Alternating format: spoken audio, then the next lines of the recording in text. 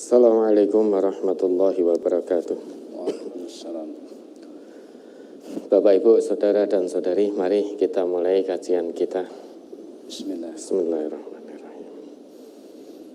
Baik, langsung saja mari kita lanjutkan menjawab pertanyaan-pertanyaan yang tertunda. Ini menumpuk banyak sekali pertanyaan yang tertunda, monggo langsung saja. Tertunda. Untuk pertanyaan yang pertama,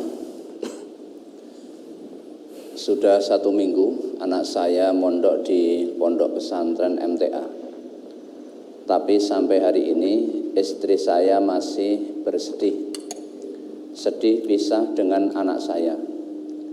Sebenarnya ke pondok pesantren itu sudah menjadi harapan kami bertiga, dan alhamdulillah anak saya bisa masuk di sana. Kami bahagia, cuma yaitu kami merasa kehilangan ketenangan bersamanya selalu terlihat. Apa? Ketenangan? Kenangan bersamanya selalu terlihat. Mohon nasihatnya Ustadz, bagaimana caranya agar kami bisa sabar, agar kami bisa tegar, dan agar kami bisa bersemangat lagi. Ya, ini untuk semua ya, para wali santri, bukan hanya yang anaknya di pondok pesantren MTA saja.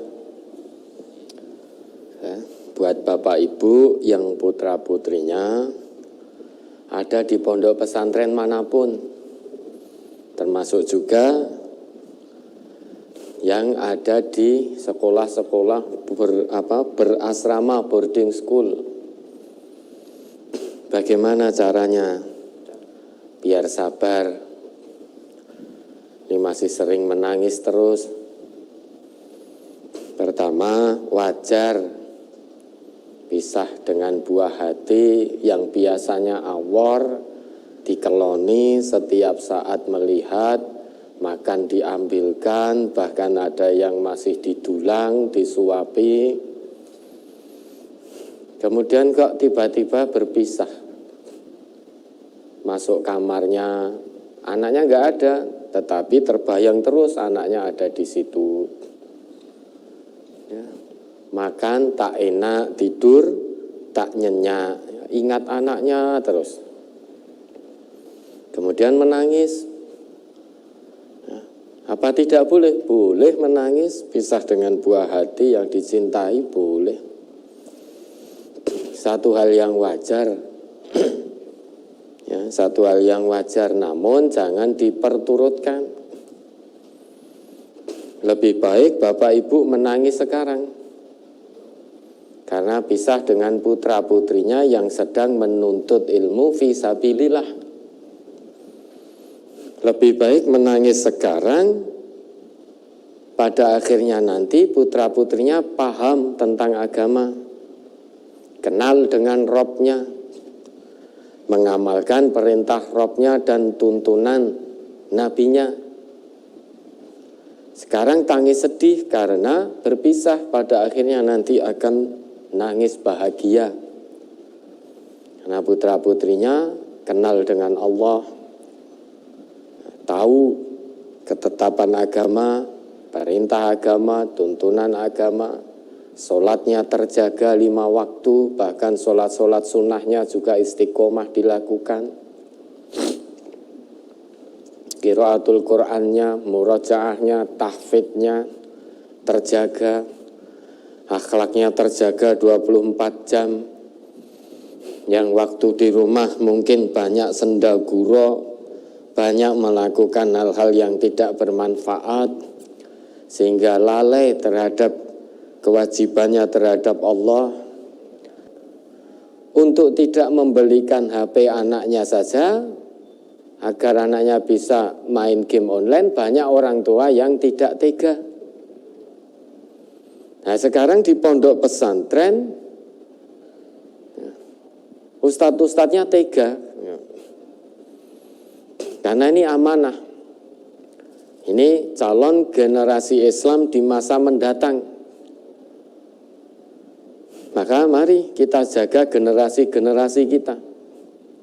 Nah, kalau kita di rumah dengan kesibukan Bapak Ibu mungkin tidak bisa maksimal memberikan pengawasan pendidikan akhlak kepada putra-putrinya. Sehingga banyak waktu yang terbuang.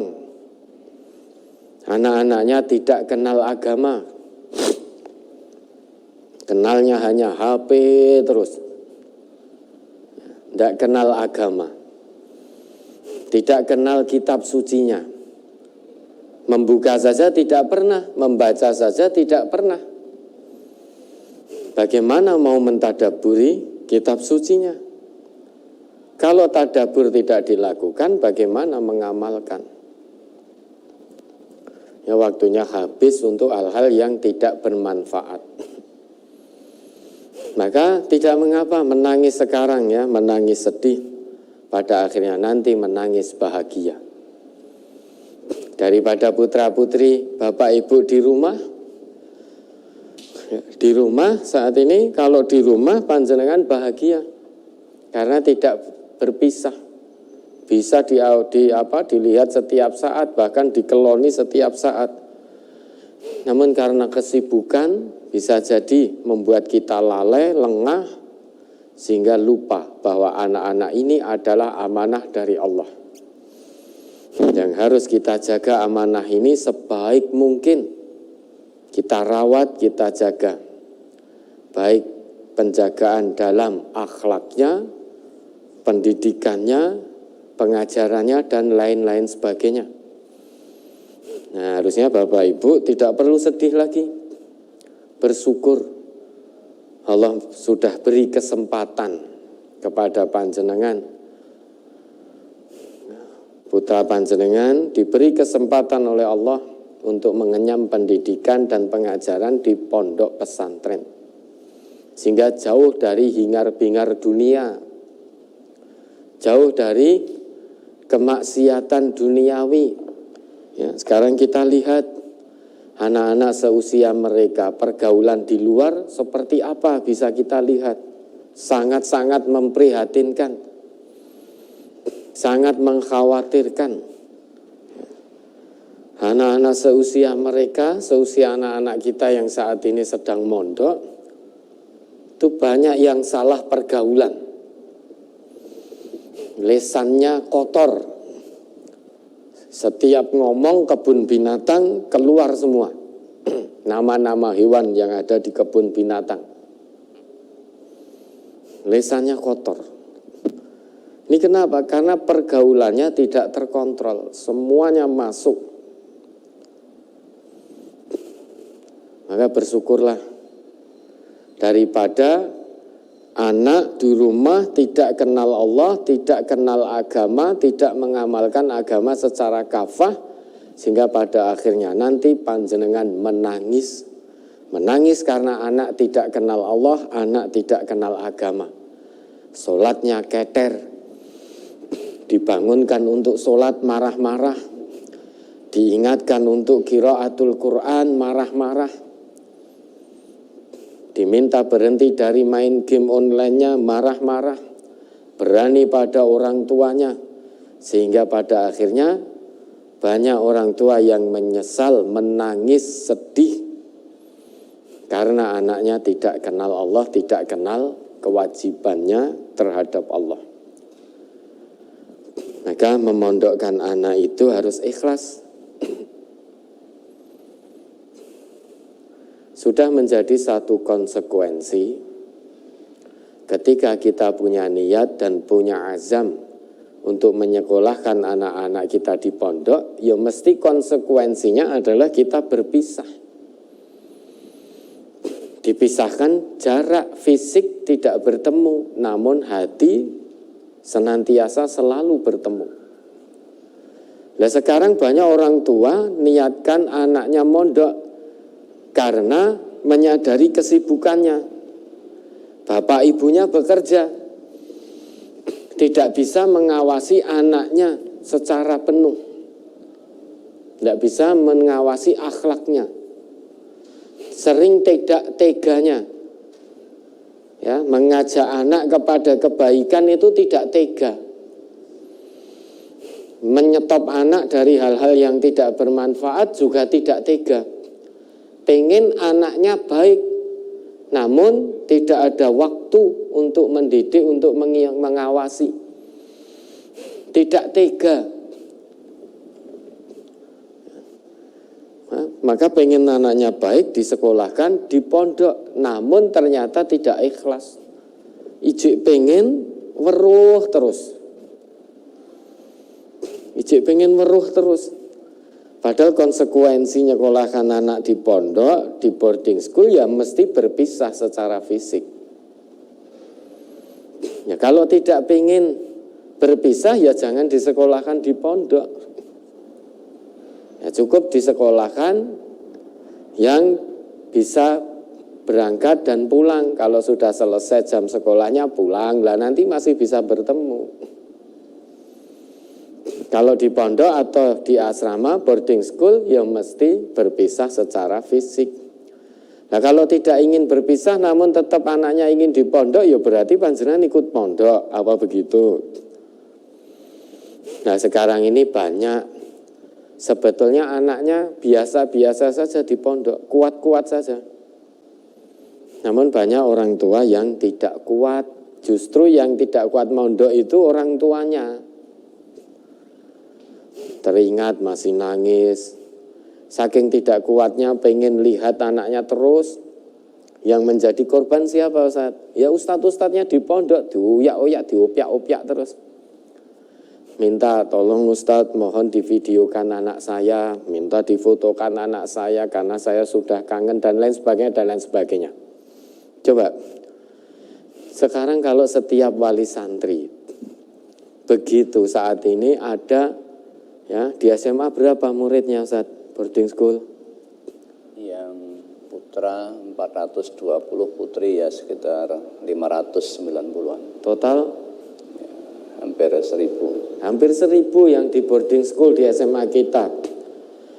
Setiap anak nguyak-nguyak ustadznya untuk memvideokan anaknya, memfotokan anaknya agar dikirim. Coba, waktunya ustadz habis monggo video buat moto. Terus kapan memberikan pendidikan dan pengajarannya? Karena ada 1000 santri dan santriwati. Ada 1000 santri dan santriwati. Di Pondok MTA saat ini sekitar 500 sekian, 529 atau 519 itu. Coba kalau setiap saat harus memfotokan, memvideokan, berarti waktu ustadz-ustadz kita yang di pondok maupun di SMP maupun di SMA habis. Ya, nanti moto ini, video ini dikirimkan yang satu Mary. Oh, kok anaknya fulan difotokan, kok anak saya tidak, oh ustadznya pilih kasih. Dan lain sebagainya, sehingga anak di pondok tidak mendapatkan pendidikan dan pengajaran yang semestinya. Karena waktu ustadznya habis.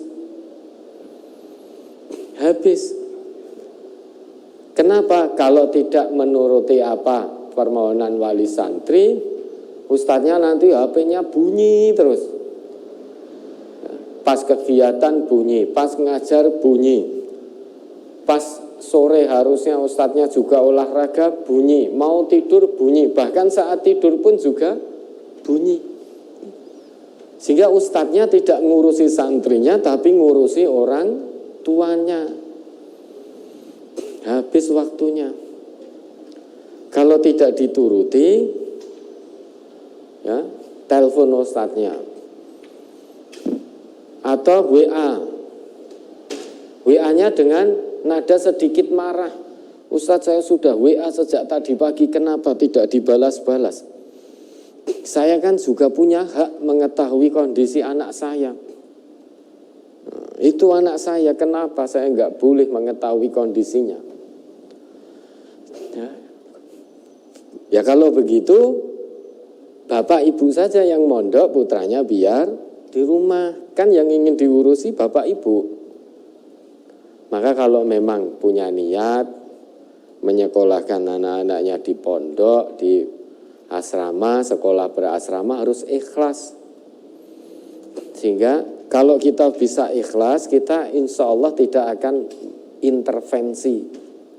Memberi masukan, iya, namun tidak mengintervensi. Oh Ustadz ini anak saya sukanya. Nah ini belum lagi Ustadz kita jadi kurir. Ya, pertama foto-foto, diminta video dan lain sebagainya. Wali santri nyebutkan satu persatu dan kelasnya. Tolong Ustadz putra saya kelas ini, asrama ini, kamar sekian, tolong difoto, divideokan. Belum lagi Ustadz, mohon maaf mengganggu waktunya anak saya ketika di rumah sukanya makan nasi goreng yang agak pedas. Suka bakso, suka sate kambing, sate ayam, ikan bakar, dan lain sebagainya. Tolong dibelikan Ustadz. Nanti uangnya saya ganti. Dan tidak sedikit wali santri yang mengirimkan uang dengan ada kelebihannya sebagai upah.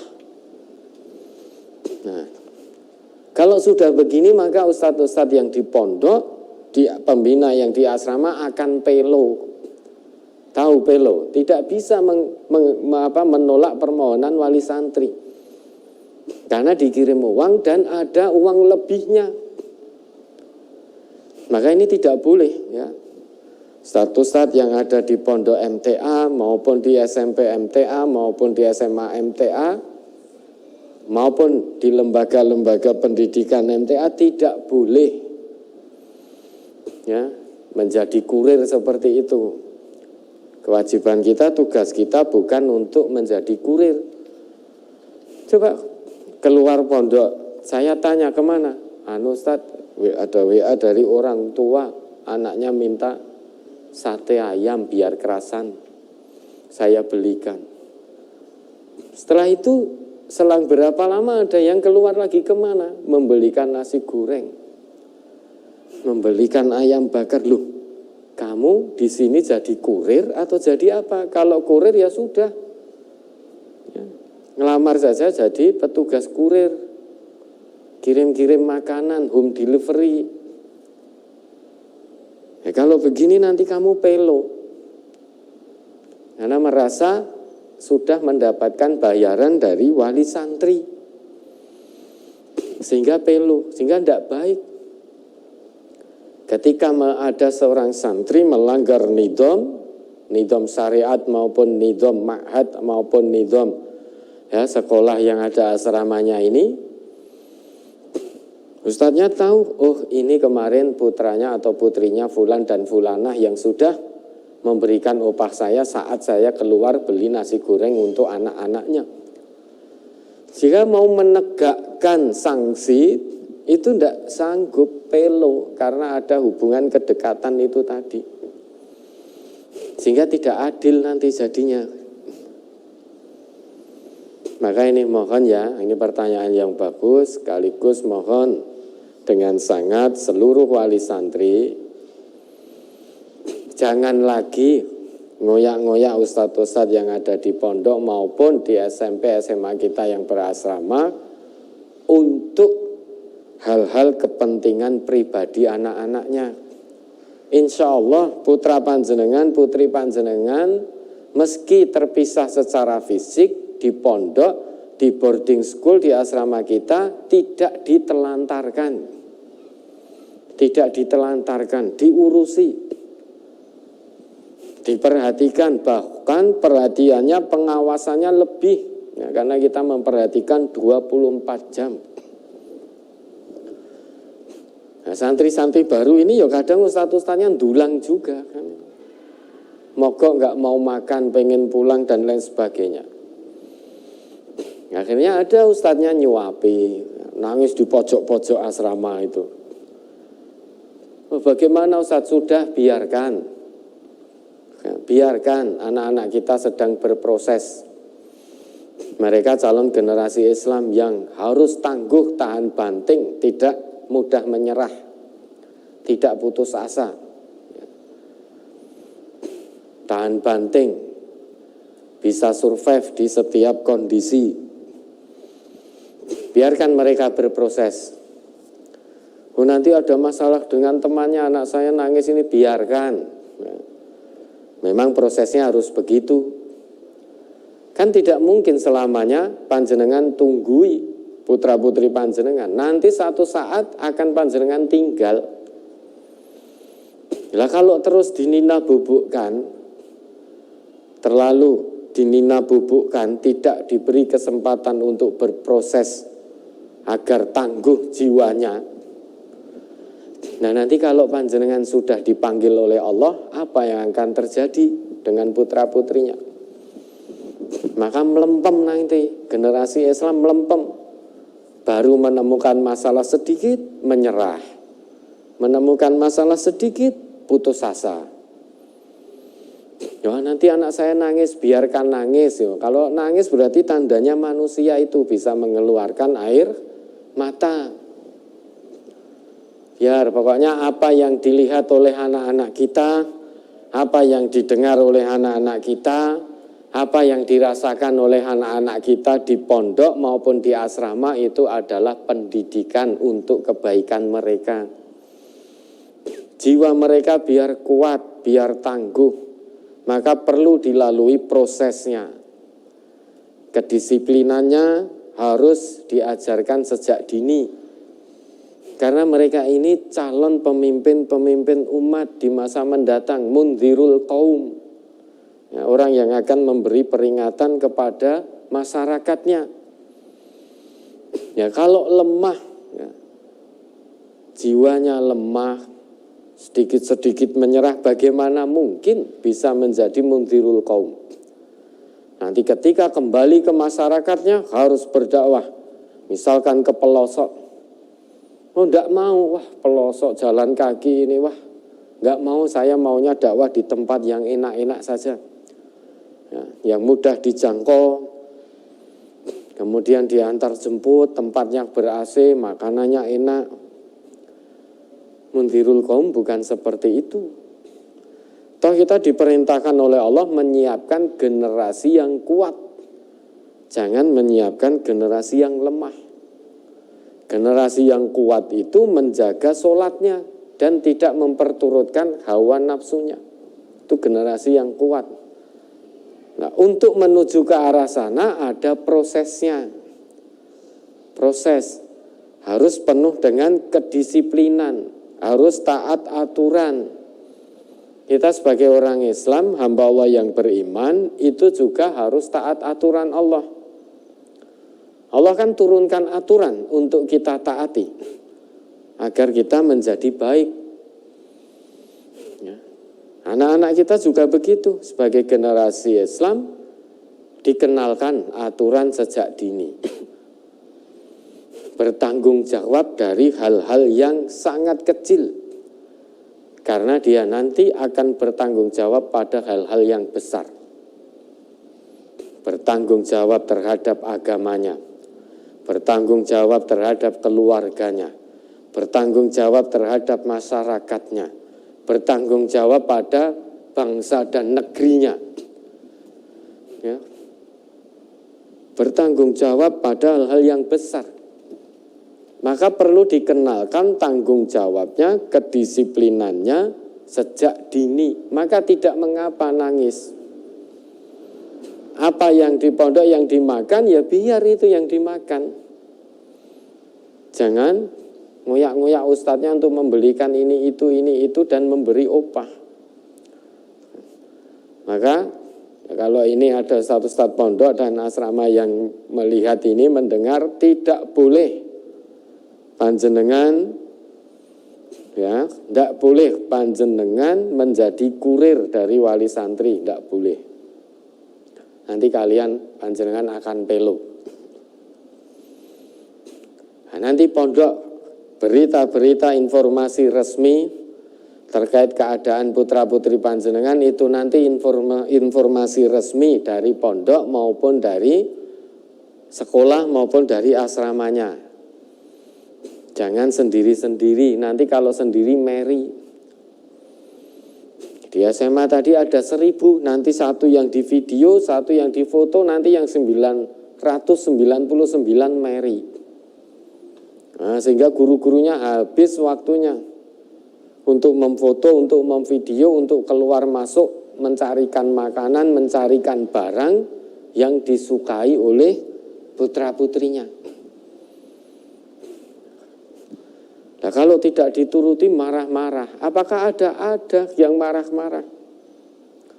Kemarin ada. Qadarullah kebetulan anaknya jatuh.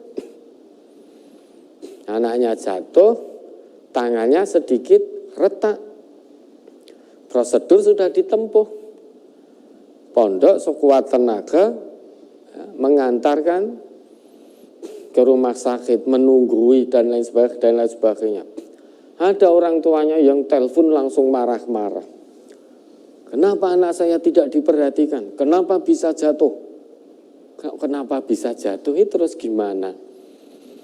Lawang kita tidur di atas saja, ya tidur loh bisa jatuh gelundung kok. Nah sekarang tidak mungkin.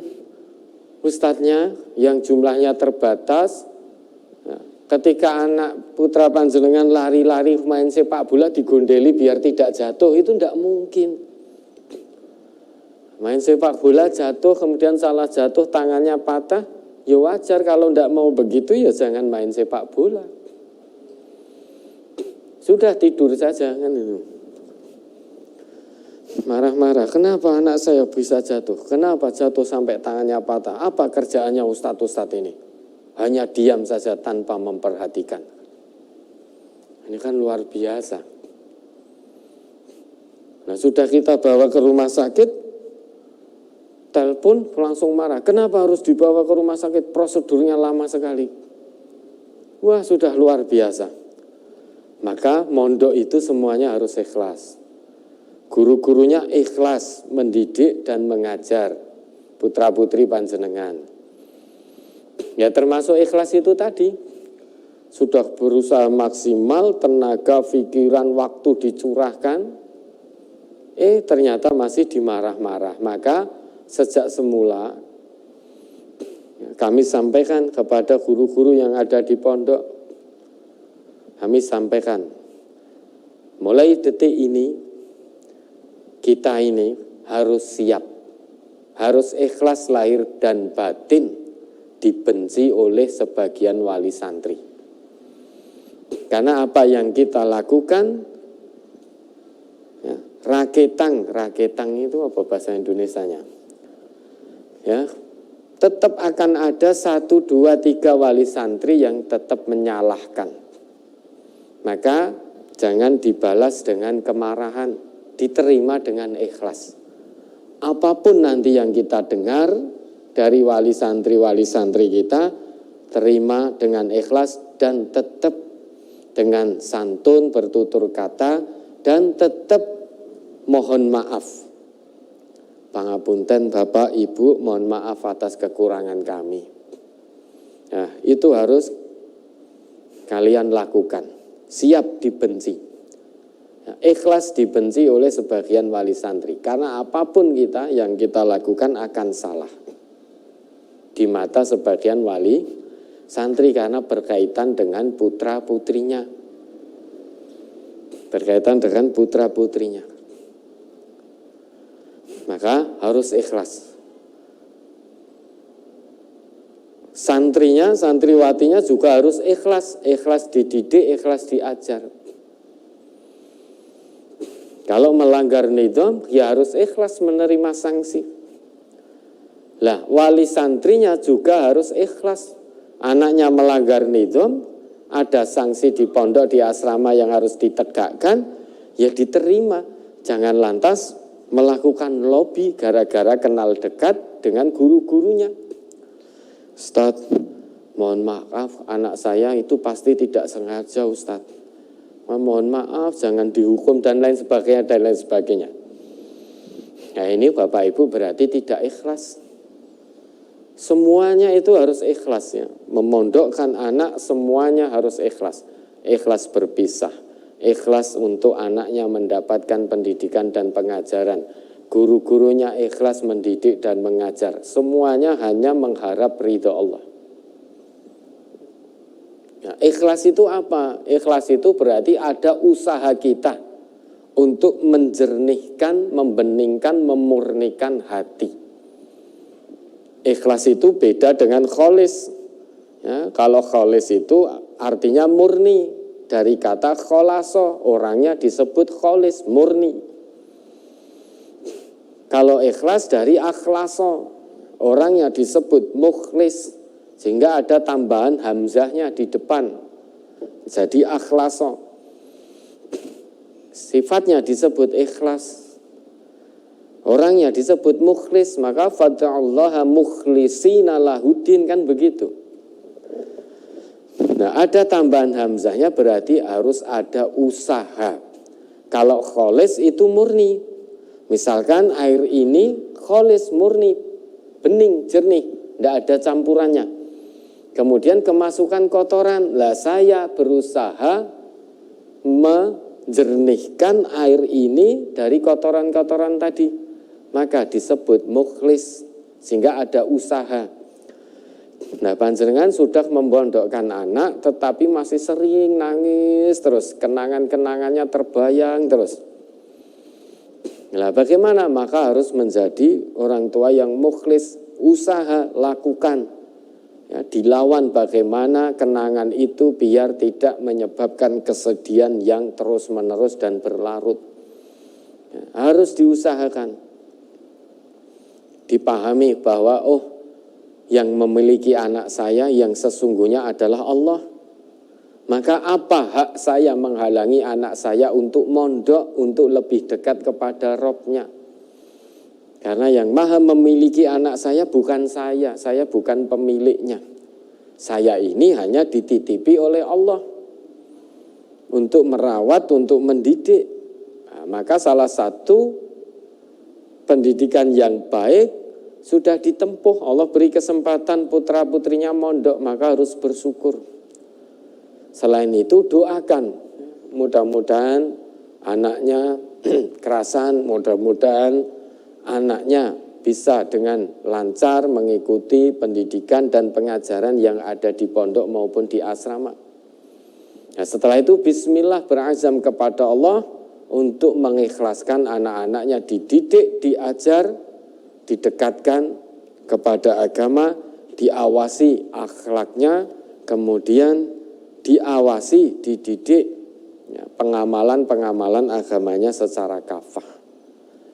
Nah, pada akhirnya nanti panjenengan akan nangis bersyukur, nangis karena syukur anaknya taat kepada Allah. Lebih baik nangis syukur, nangis bahagia karena anak taat kepada Allah dengan mondok, dengan asrama, daripada kita menangis anak tidak kenal agama, tidak kenal Allah, tidak kenal sholat, tidak kenal qiraatul Quran, jauh dari jalan Allah meski anak kita di rumah. Ya, mudah-mudahan bisa dipahami. Ada lagi?